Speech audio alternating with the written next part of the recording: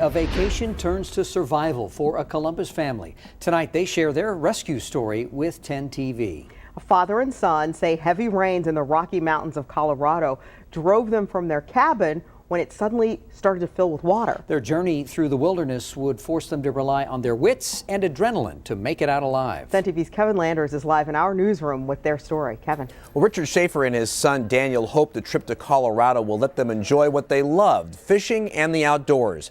That all changed when the skies opened up over the Rocky Mountain National Park, unleashing historic floodwaters. And this was unlike anything that I've ever been through before.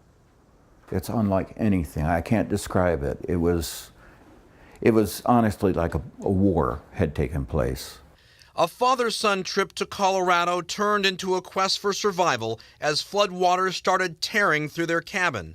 We got downstairs and there was 4 inches of water in the kitchen area. It was coming through the house. Richard said the Big Thompson Creek had grown from a 4 feet wide shallow body of water to a 70 to 100 feet wide raging river. It looked like the Niagara Rapids going down through there. Richard says he and his son Daniel only had one choice: head to higher ground. That meant scaling an 8,000-foot mountain.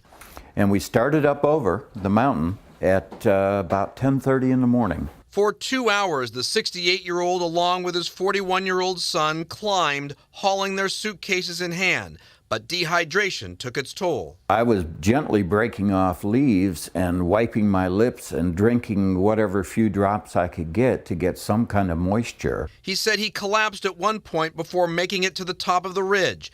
Adding to the ordeal, his son needed his medication for Crohn's disease, and Richard needed his medication to help with his panic disorder.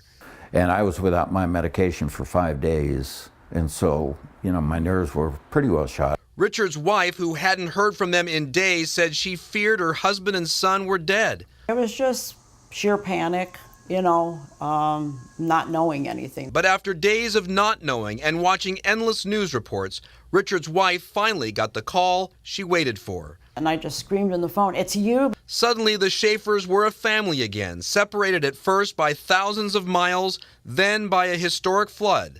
Nothing, it seemed, would tear this family apart. It was an ordeal like I can't explain.